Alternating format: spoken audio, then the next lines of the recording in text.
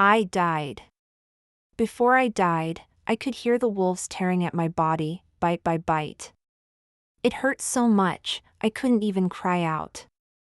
I floated above the pack of wolves, watching my bones being devoured bit by bit. The face that was once praised as the most beautiful in Frontier was now torn to pieces.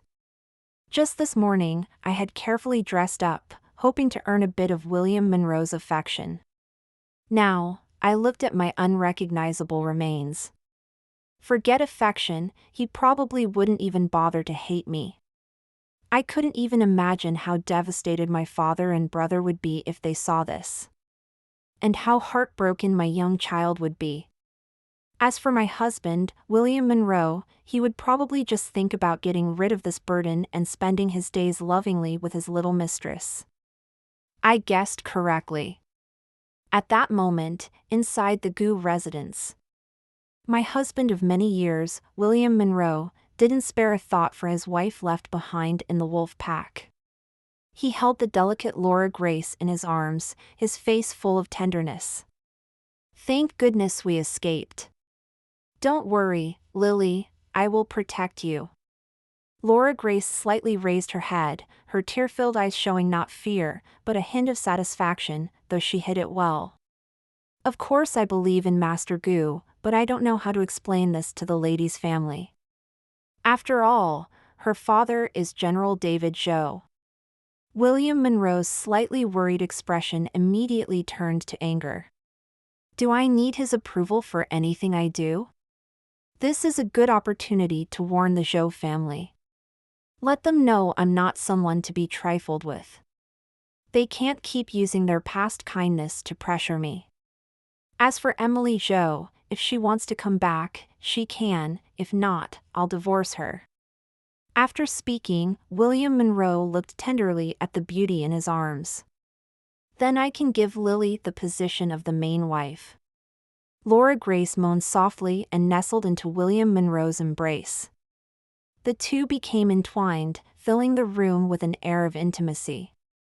I collapsed in the room I once knew so well, trembling all over. So my tragic death was just William Monroe's way of warning the Joe family.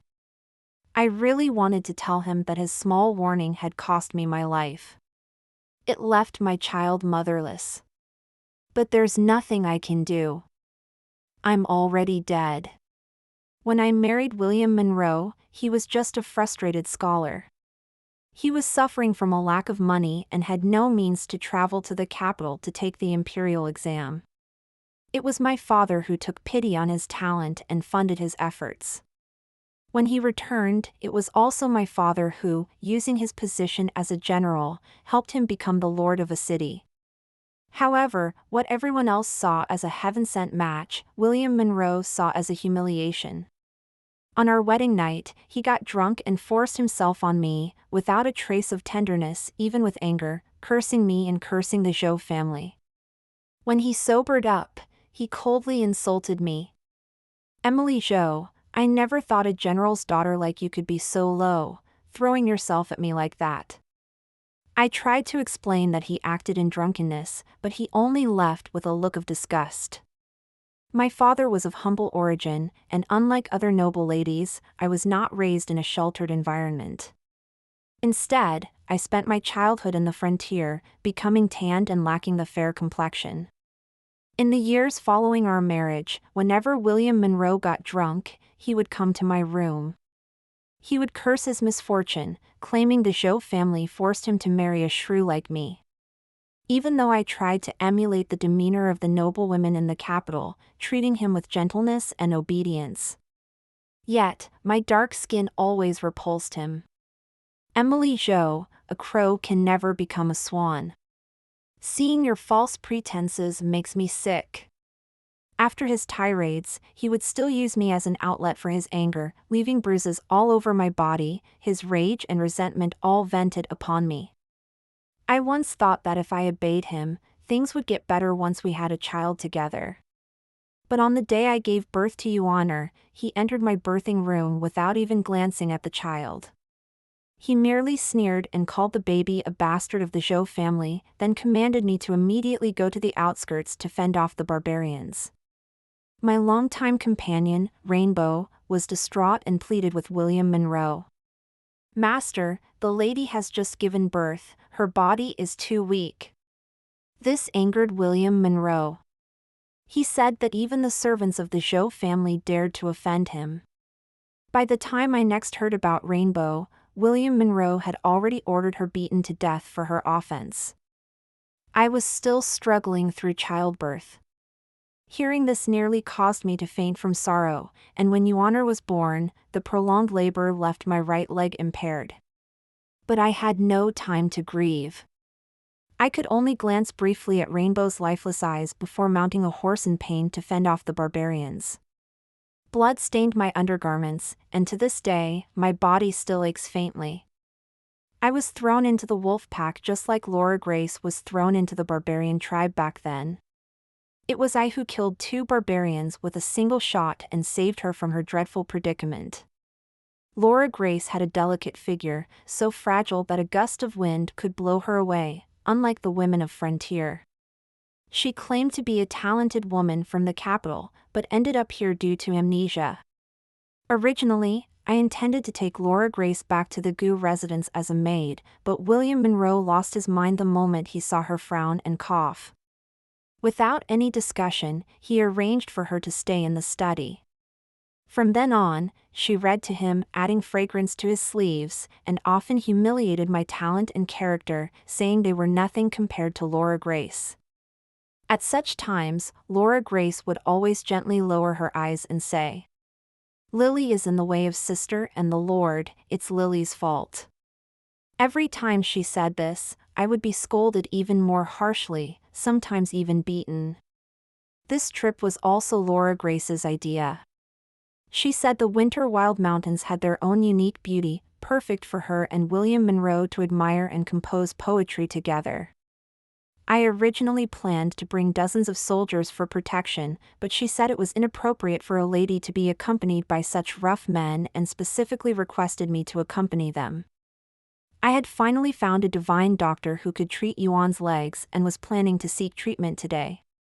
But before I could explain, William Monroe accused me of being jealous of Laura Grace's talent. "Emily Zhou, you have the chance to learn from Lily, and you dare not go?" I was forced to accompany the 2 of them into the wild mountains.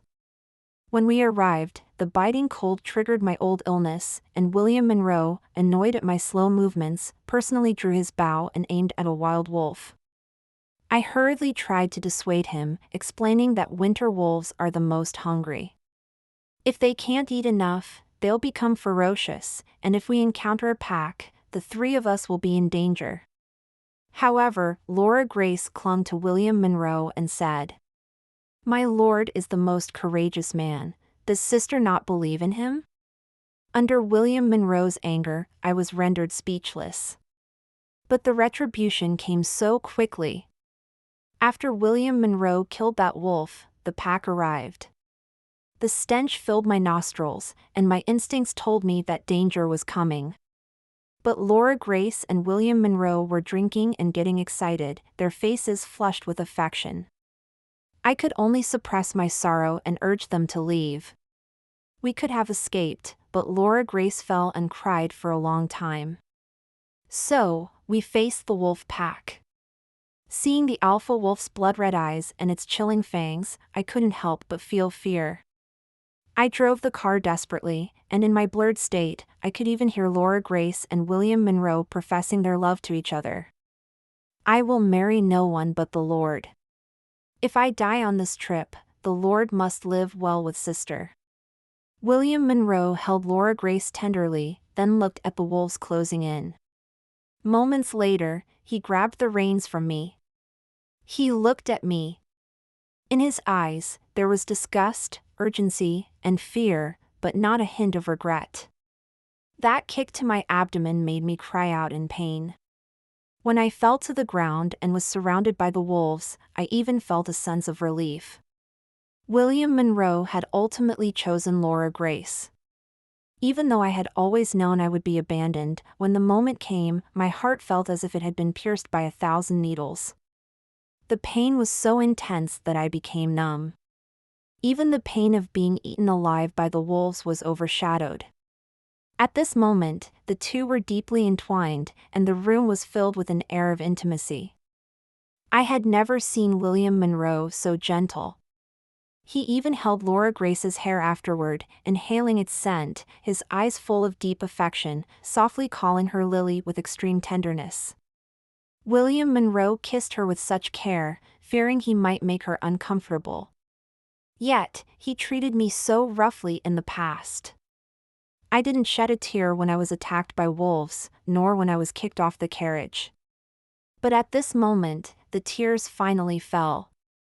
The tears flowed uncontrollably, the bitterness making me cry even more sorrowfully. It turns out that even after death, one can taste their own tears. What had sustained me all these years was my love for the man before me. When I was a child, I once sat in a carriage and saw William Monroe being bullied. Seeing his clothes torn, I instructed my servants to give him a set of my brother's clothes.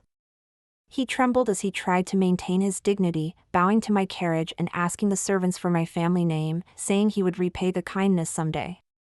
I didn't respond at the time. On our wedding night, I wanted to tell him that I was the little girl, that my father helped him because of my plea. I had already fallen in love with this man back then. But before I could say it, William Monroe treated me roughly and insulted me. I waited, hoping William Monroe would understand my love for him, hoping he would be kind to me and our son, Your Honor. But I never got my wish. All those years of love, the care I showed him, and the tolerance of his affection for other women, they all became a joke. I once thought that if I tried hard enough to be good to him and the woman he loved, he would at least appreciate my efforts and be a little kinder to Your Honor and me. But I was wrong. His cold heart was beyond my ability to warm. William Monroe always knew how to cherish a woman, it just wasn't me he cherished. Everything from the past was just my daydream. After William Monroe kicked me out of the carriage, he showed no reaction. He didn't look for me, nor did he tell anyone about my situation. He continued as usual, enjoying himself with Laura Grace within the residence, even throwing her a lavish birthday banquet. When Your Honor was born, I asked him if we should hold a birthday banquet for him, so he could meet his relatives. William Monroe said he was the city's lord and couldn't afford to be extravagant like my Joe family. I explained that my Joe family had never been extravagant, and even my dowry came from my father selling land granted by the emperor.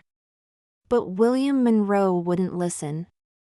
He was completely convinced that my Joe family were corrupt officials and traitors.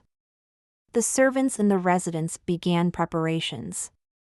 William Monroe used my dowry and all the residence's funds to throw this extravagant party. A servant was scolded for mentioning me, deemed unlucky. So, no one in the residence dared to speak of me again.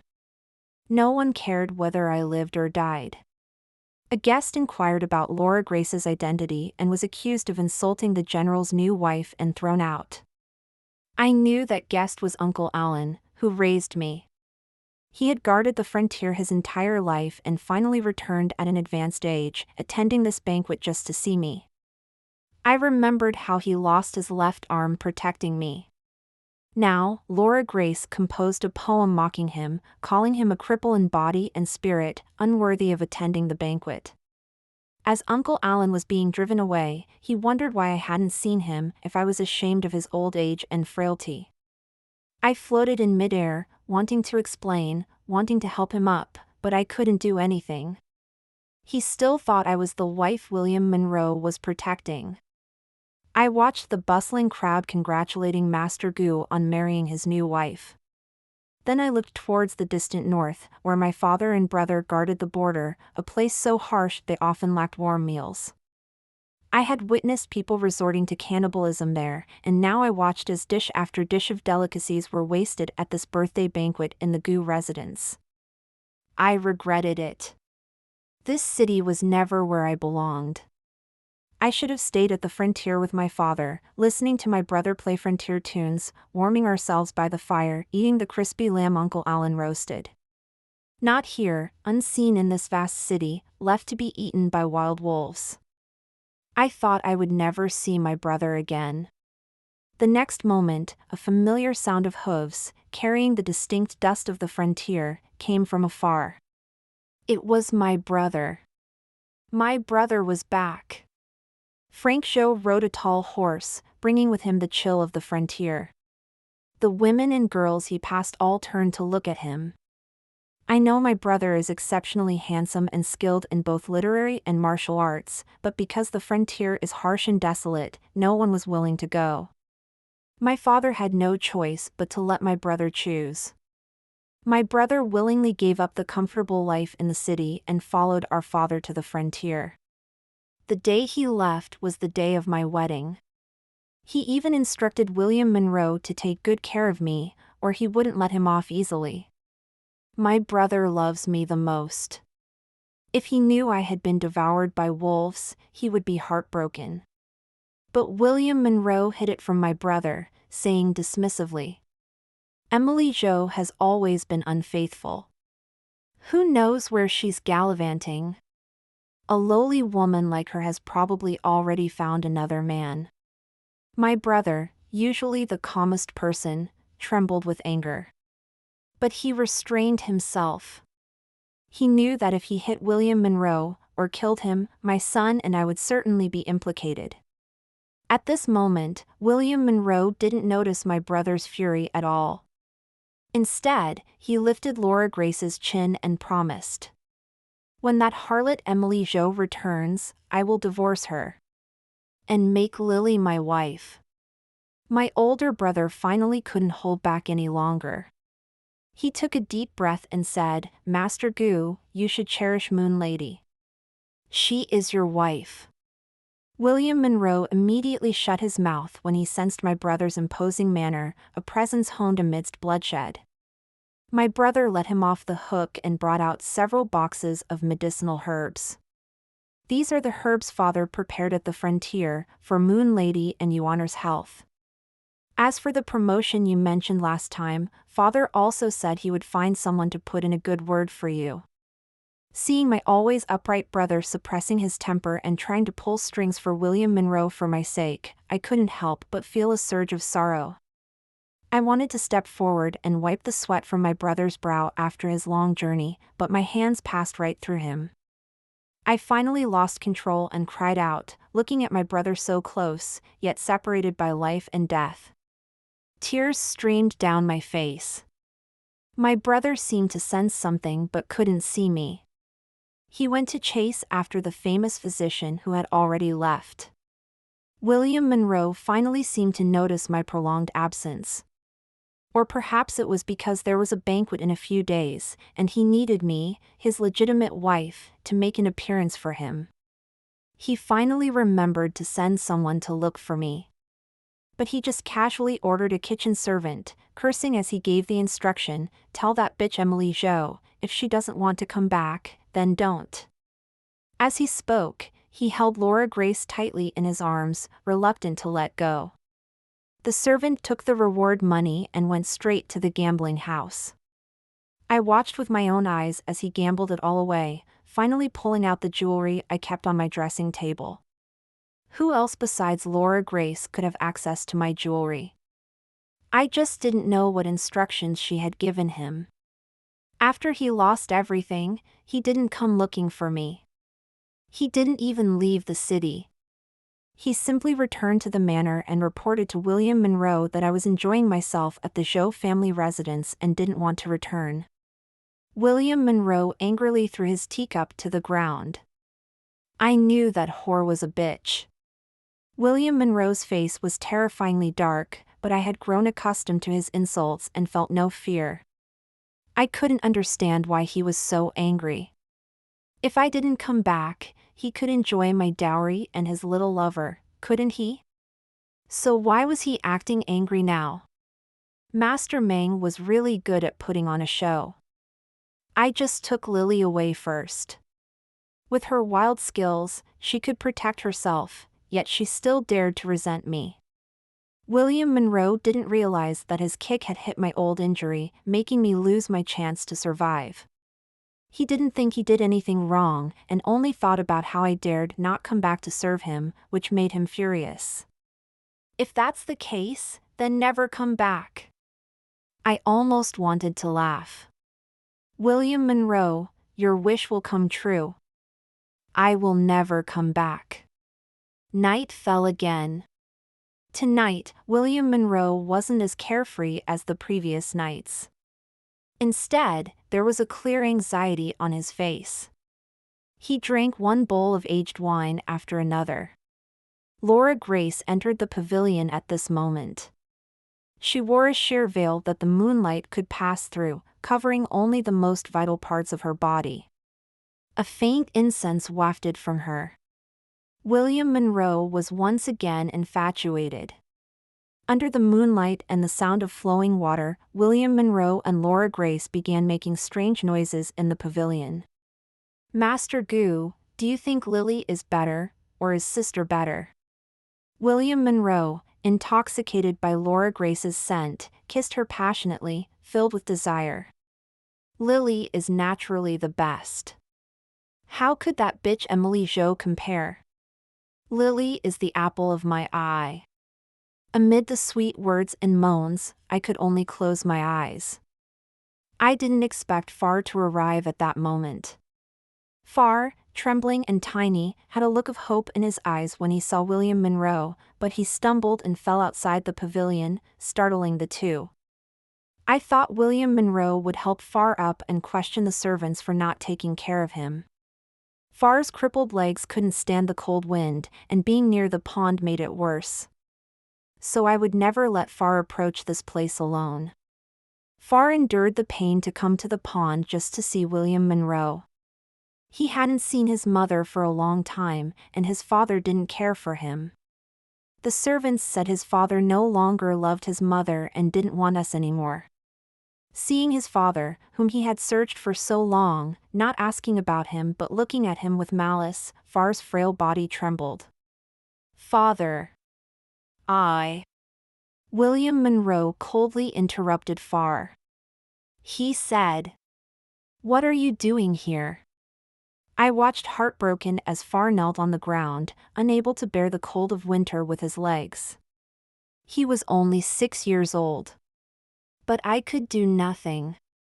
I was so angry at this pair of adulterers that I wanted to tear them apart. Laura Grace, nestled in William Monroe's arms, was a bit displeased. It seemed she had finally stopped pretending. She angrily said, "You little cripple! Who sent you to disturb my time with the master?" Laura Grace's delicate voice made her words even more hurtful. Far had been protected by me since childhood, and no one would mention his crippled legs. Even William Monroe, feeling guilty, had instructed the servants not to mention the word cripple. But last time, Laura Grace called Uncle Allen a cripple with a crippled heart. William Monroe said nothing and sided with her. So the servants, seeing which way the wind blew, began openly and secretly mocking Far as a cripple. 6-year-old Far didn't dare tell anyone and could only endure it silently. He even remembered I had told him not to disturb his father. But after not seeing me for days and with the pain in his legs, the 6-year-old couldn't hold back any longer. He didn't expect to be called a cripple by his father instead of being cared for. Far finally couldn't hold back his tears. My heart ached with him. Laura Grace wanted to scold more but saw William Monroe frown. "Master, I was just worried that the young master was hurting himself because Sister Jo didn't come back. It wasn't Lily's intention." William Monroe comforted Laura Grace and ordered someone to take Far away. He didn't even listen to a word Far had to say. Then he returned to his tender moments with Laura Grace. The two in the pavilion looked like a loving couple. With a beauty in his arms, William Monroe forgot about me and the injured Yuaner. Drunk, he began to recount a story of how he was once saved by a young lady in the capital. I asked the young lady at that time, but she only said she was from the capital and didn't tell me her name, which left me regretful. I remember her voice was soft and charming, definitely different from that shrew, Emily Jo. Laura Grace seemed to recall something, and a sneer flickered in her eyes as she smiled. My lord, I suddenly remembered something from the past. William Monroe, excited, asked. Has Lily's amnesia finally healed? Laura Grace leaned lightly against William Monroe and said. My lord, that day you were saved by the bookshop, right? The sedan chair was painted red, and the young lady said she was a relative of the magistrate. If those thieves hadn't let you go, she would have reported it to the magistrate. Laura Grace's voice was tentative and quiet. As an onlooker, I could tell something was off. But William Monroe didn't notice. He was stunned, looking Laura Grace up and down. Yes, that's right. I never expected that my Lily, who is now the love of my life, had saved me in the past. It must be fate from a past life that brought us together. William Monroe's eyes were filled with deep affection as he embraced Laura Grace, reluctant to let go. I couldn't understand. It was clearly me who saved William Monroe. How could an amnesiac stranger recount the details so precisely? Laura Grace lowered her gaze and said softly. Lily was fortunate to save you, my lord. If it weren't for you, Lily would have perished at the hands of the barbarians. Her words made me sick. I had saved her while enduring my own wounds, despite the soldiers around me advising against it. I had insisted on saving her, only for her to now shamelessly claim my credit and even attribute the rescue to William Monroe. I began to regret saving such a treacherous wolf. Thinking of my brother still out there looking for a divine doctor for me, and of the young Yuaner, I regretted inviting this wolf into our house. My mouth in despair, knowing they couldn't hear me. But at this moment, all I felt was deep hatred. How could a young woman claiming to be from the capital know about my and William Monroe's past at the frontier? And how did she manage to captivate William Monroe so perfectly from the moment she appeared?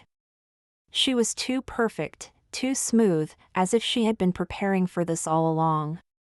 My eyes reddened as I stared at them, finally letting out a sigh. So William Monroe's so-called intelligence was to mistake his savior based on Laura Grace's few words. I saved not a helpless rabbit but a ravenous wolf. In a moment of deep affection, Laura Grace removed her clothes, revealing a pale shoulder with a faint scar.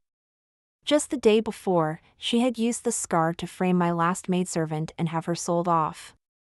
Seeing the scar, William Monroe's face was full of pity as he comforted her gently. A small scar on Laura Grace made him feel so much pain, yet my body, torn apart by the wolf's bites, only earned me his scorn as a harlot. Someone delivered my corpse. My entire body had been gnawed by a pack of wolves, with my limbs severed. Only my barely attached head remained, and my body was so mutilated that it was unrecognizable. The hunter who brought it said he found it in the mountains. Seeing a small dagger with the Gu residence's mark nearby, he assumed it belonged to a guard from Gu residence and brought it here. But no one knew that it wasn't a guard, it was me, the lady of the Gu residence. At first, no one paid attention to my corpse. It was left by the woodshed. Like garbage. Until Yuaner, as if guided by something, passed by my remains. Seeing my mangled body, he suddenly burst into loud sobs. 2 adults couldn't pull him away. William Monroe was not in the residence, and Laura Grace acted like she was the mistress of the house. She ordered others to burn my remains to ashes and throw them out, but unexpectedly, Yuaner refused to leave me, crying hoarsely and clinging to my corpse. Laura Grace, abandoning her usual gentleness towards Yuaner in front of William Monroe, said, "Leave him alone. If he wants to stay here, let him." Don't give him any food or water. After saying this, Laura Grace glanced around at the trembling servants, then stared thoughtfully at my corpse. When William Monroe returned, no one dared to tell him that Your Honor was crying and holding onto my corpse in the courtyard. He was indulging in Laura Grace's charms, while outside, a fierce storm raged. My blood mixed with tears as I desperately stood over Your Honor, trying to shield him from the wind and rain. But it was all in vain. In the end, the old butler couldn't stand it any longer and came to beg William Monroe, which finally made him remember his son. Upon hearing this, William Monroe mumbled in disbelief and pushed the disheveled Laura Grace off him. Braving the heavy rain, he went to the backyard. When William Monroe reached my corpse, he almost vomited. Frowning, he walked over and had Your Honor taken away, his face filled with disgust, and he shouted at the servants behind him. "This can't possibly be Emily Jo. Where did you get this to deceive me?" The servants all hung their heads in silence. At this moment, a servant reported that Laura Grace had received someone who brought the lady's jewelry and claimed the lady was with him.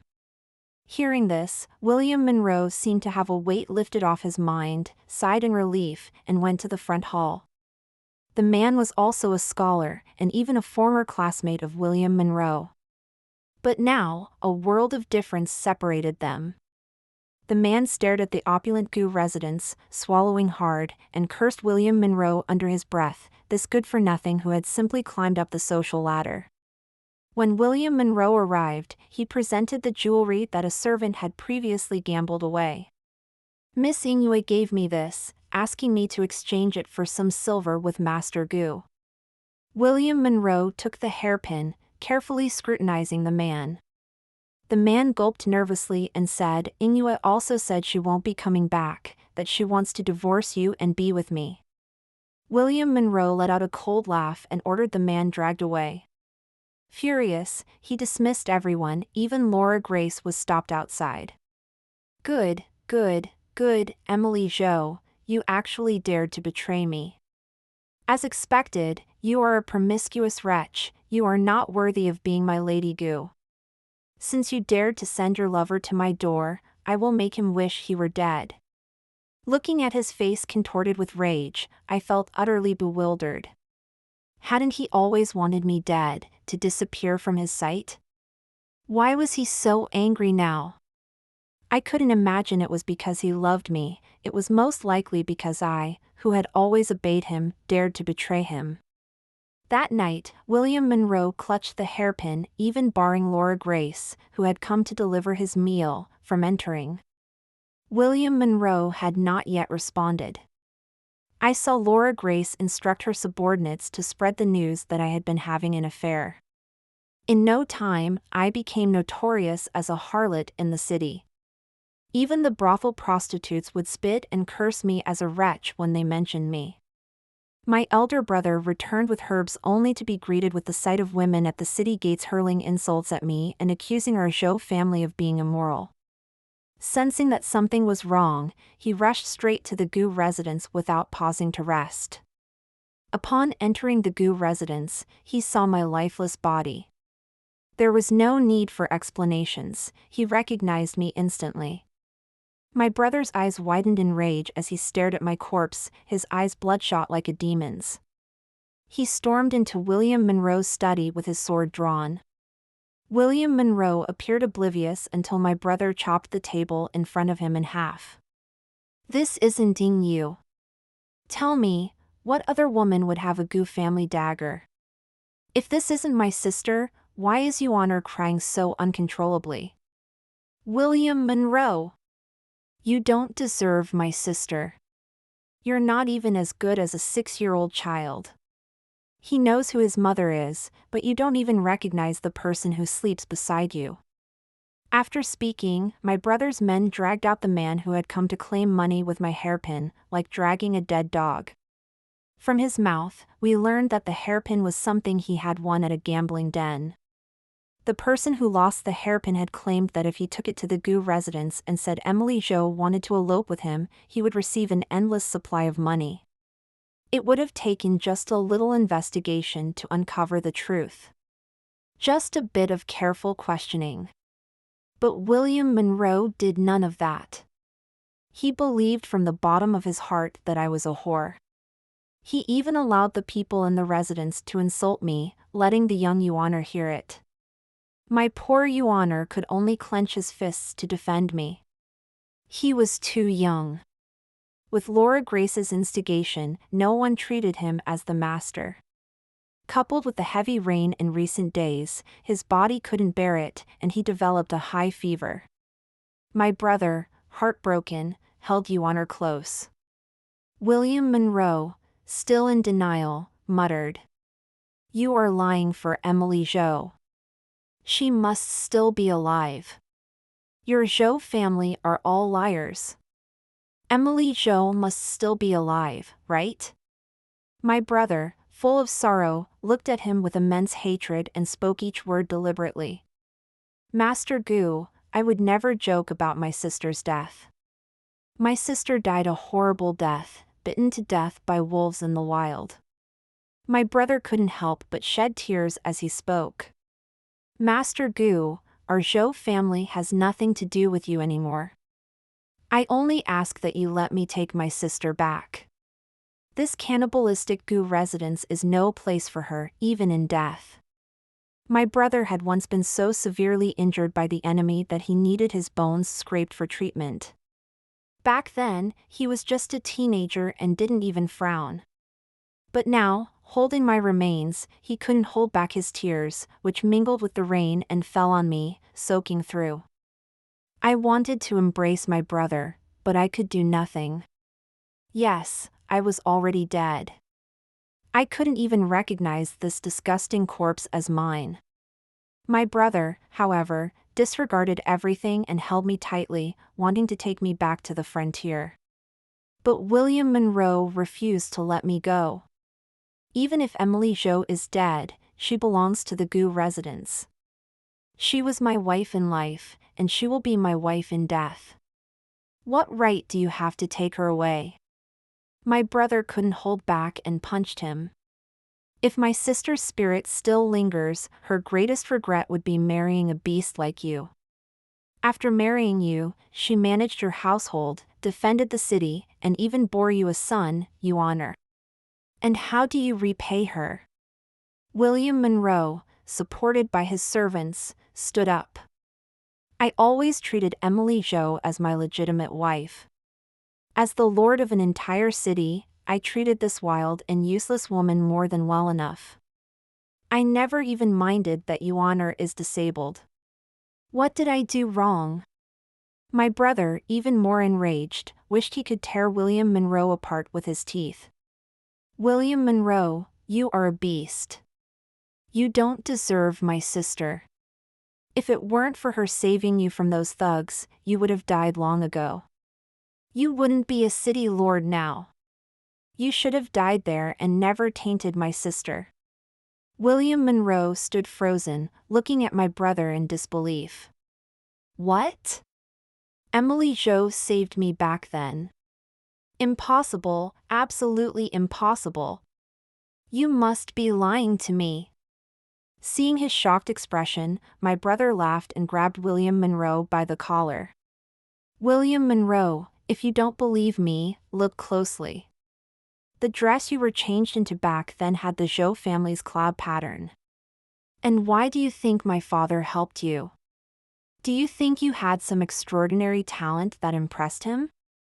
No. It was my sister. She thought you were a good person." In the end, my brother left with me, looking back at the collapsed William Monroe with eyes full of sorrow and disgust. At this moment, Laura Grace hurriedly rushed in. William Monroe had yet to speak. Laura Grace anxiously said, "My lord, it is my fault for not managing the servants properly before, allowing a worthless kitchen slave to steal the madam's jewelry. But don't worry, I have already killed the slave." William Monroe's eyes were vacant, looking at her with a bewildered expression as if he couldn't believe what had just happened. "Lily, are you saying you saved me that day?" Laura Grace was taken aback. "Yes, my lord." She hastily brushed back her hair and said, "My lord, it was I who saved you that day. You must not let me down. Then tell me, what color were the clothes you changed me into that day?" William Monroe's pupils were filled with scrutiny, making Laura Grace feel uneasy. Laura Grace's pupils contracted sharply, but she quickly forced a smile. "I don't remember, only that I thought you looked impressive at the time, so I ordered someone to rescue you." William Monroe stared at her for a long time without answering, then turned and went inside to retrieve the set of clothes. Laura Grace followed behind him and said, "It was this one, I remember now, it was this one, white. I had someone buy it for you." William Monroe said nothing. "It wasn't that one." The Monroe household only used dark fabrics, never white. William Monroe lowered his eyes deeply, caressing Laura Grace as usual, and she quietly breathed a sigh of relief while lying in his arms. She didn't notice the murderous intent in William Monroe's eyes. Things were escalating.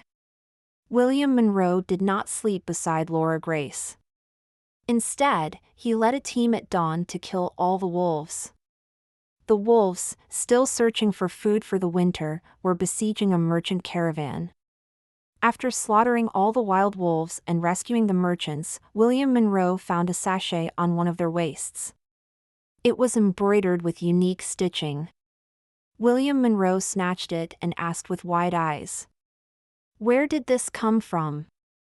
Reporting to the Lord, it was found in the mountain area ahead. "I picked it up because it looked exquisite." "Is there something wrong with it?" William Monroe said nothing. "But I knew it was Laura Grace's sachet, with her unique embroidery." At this moment, a hunter who had been standing by spoke up. "This scent should be beast-attracting incense. Any wild animal that smells it will come from miles away, and it will incite their wild nature to kill." The woman who picked up the sachet stepped back in fear. It turned out that the merchant caravan had encountered the wolves because of this sachet. Laura Grace probably didn't expect the sachet to be picked up and even brought to William Monroe. William Monroe stood in a daze for a long, long time. The blood-stained sword in his hand fell to the ground. He finally understood that my death was a result of someone's scheme. Laura Grace was brewing medicine. She must have sensed William Monroe's unusual behavior and was deliberately preparing medicine for Euhonor to prove her innocence. I watched as she personally added an unknown herb to the mixture. Laura Grace's usually gentle face was now filled with murderous intent. "Bitch. Bitch. You all deserve to die." My eyes burned crimson with hatred, and tears of blood streamed down my face, splattering on the ground. I wanted to strangle this vile servant. How dare she? After killing me, she even dared to harm my Euhonor. But I couldn't do anything. Not even the surrounding servants noticed anything amiss. Some even praised her kindness for preparing medicine for Euhonor. My grief was overwhelming.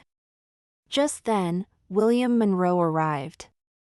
I watched Laura Grace rush towards him, and I collapsed to the ground in despair. Given William Monroe's adoration for Laura Grace, even if he knew she had killed my child, he probably wouldn't blame her at all. My poor child was going to die just like that.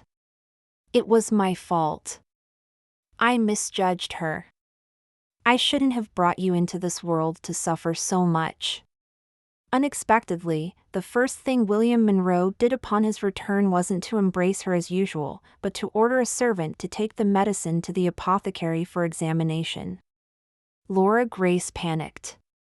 She quickly reacted and began to weep delicately. "My lord, what are you doing? Do you not trust me? I am the one who saved your life. You said I was the apple of your eye.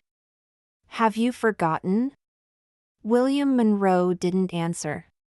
He simply threw a sachet at her face.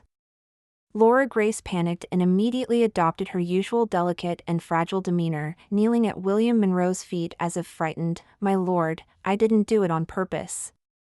I only remembered afterward and didn't dare to tell you. I didn't expect things to turn out like this. I didn't know Sister Jo would die. Please, my lord, spare me." William Monroe watched her coldly as she finished speaking, his icy eyes devoid of emotion.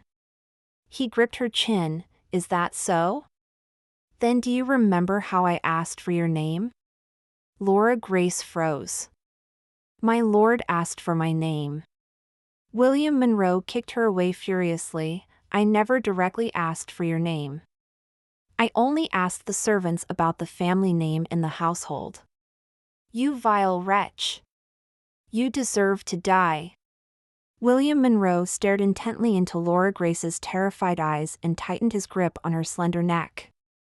As his anger surged, his fingers constricted, and his former love transformed into utter hatred. Laura Grace struggled, her face contorted in a grimace. Faced with the threat of death, she shed her usual gentle facade.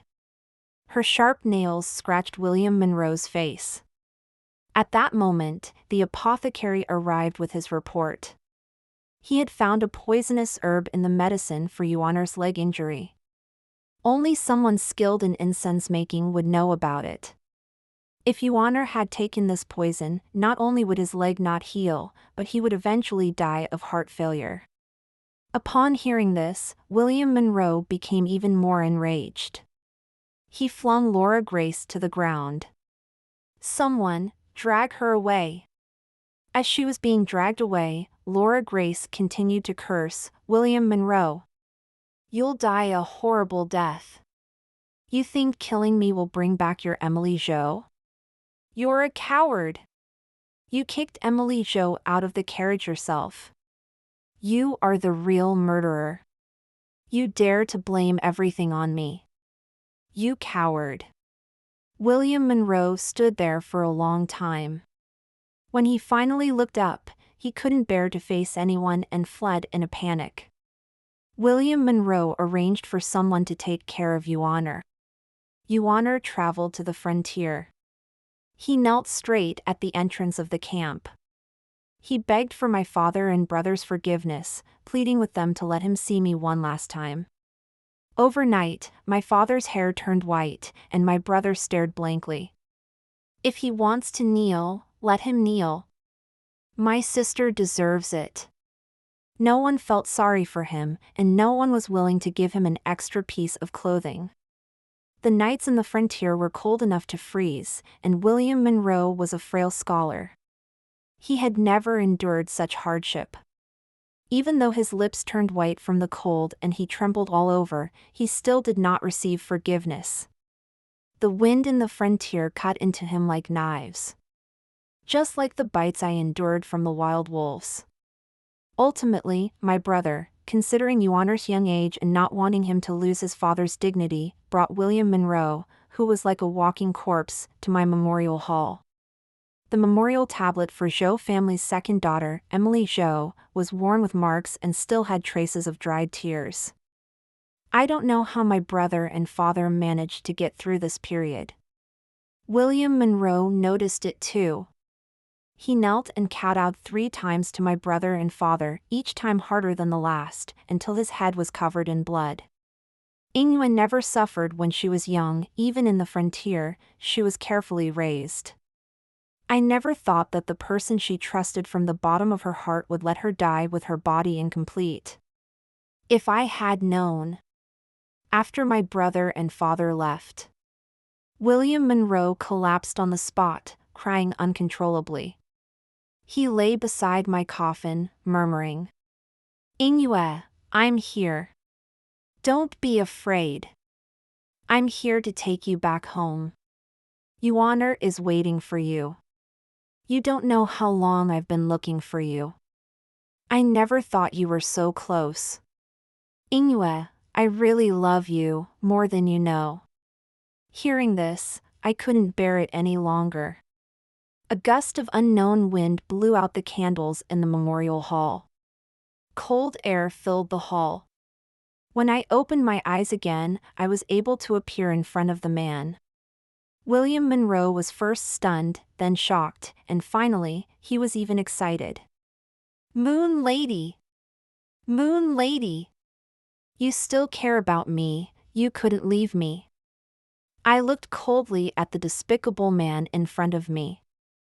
I couldn't remember what I ever loved about him. Seeing that I didn't respond for a long time, William Monroe stood up and tried to approach me, but he found that his hands passed right through me. His face was covered in tears. In the past, I would have responded to him. At this moment, I just wanted to laugh. Laugh at his wretchedness, laugh at his shamelessness. Seeing my cold smile, William Monroe stood still, his eyes full of sorrow. It turned into a plea. "Moon Lady, I know I was wrong. I know you are my benefactor. This was all a misunderstanding." I still looked at him without any emotion. "Is that so? Was that kick you gave me also a misunderstanding?" The sorrow in William Monroe's eyes turned into disbelief. The sharpness I showed was no longer the compliant Emily Jo from his memories. "No, no. I know I was wrong." William Monroe, immersed in his own thoughts, rambled. "You're back. We can start over. You can continue to be my Lady Gu, Your Honor needs you. I swear I will be good to you for the rest of my life. I will give you everything good. I swear, in this life, I will only love you. I was wrong. I beg you to forgive me." I chuckled softly. "Is that so?" After saying this, I transformed into the appearance I had when I died. My face was full of holes, and even the decayed, rotten flesh had turned to mud. William Monroe, who claimed to love me, was so frightened by the blood spreading throughout the memorial hall that he fell over. The stench in the air was suffocating. It made William Monroe vomit repeatedly. I laughed even louder. "William Monroe, stop saying you love me. You only love yourself." After I finished laughing, I noticed my body beginning to gradually disappear. Perhaps it was only at this moment that I truly saw this man's cowardice and incompetence. He had only ever loved himself, and his feelings for me were just endless guilt and a desire to reclaim what he had lost. Watching me gradually disappear, William Monroe became completely frantic. He tried to stop me, but he couldn't. In front of him, I laughed hideously as I vanished, bit by bit. In his panic, William Monroe seemed to remember something. He drew his sword. "Moon Lady, I know you won't forgive me. Then let me die and accompany you on the road to the underworld." With my last ounce of strength, I pointed at his head. "I want you to live a life worse than death." Finally, I saw William Monroe, with blood spurting from his neck, stand up again. He desperately reached out to me, but I looked at his efforts with an emotionless face. Eventually, I turned into a wisp of smoke and completely disappeared. Later, William Monroe tried every possible way to die. Whether he jumped into a river or off a cliff, he would always be saved, only gradually losing his legs, his hands, and that handsome face, which turned into something like a demon from hell, full of scars. Even his eyes became terrifyingly disfigured. Your Honor, on the other hand, grew up to be as handsome and extraordinary as my brother. His legs were healed as well. He inherited my war horse, stationed at the border with my father and brother, upholding the Jo family's reputation. As for Laura Grace, she was merely the sister of the thug who had humiliated William Monroe that day. Laughably, William Monroe had mistaken a worthless stone for a pearl. In the end, Laura Grace starved to death in the woodshed. It was said she had even eaten one of her own arms before she died. And my new life began.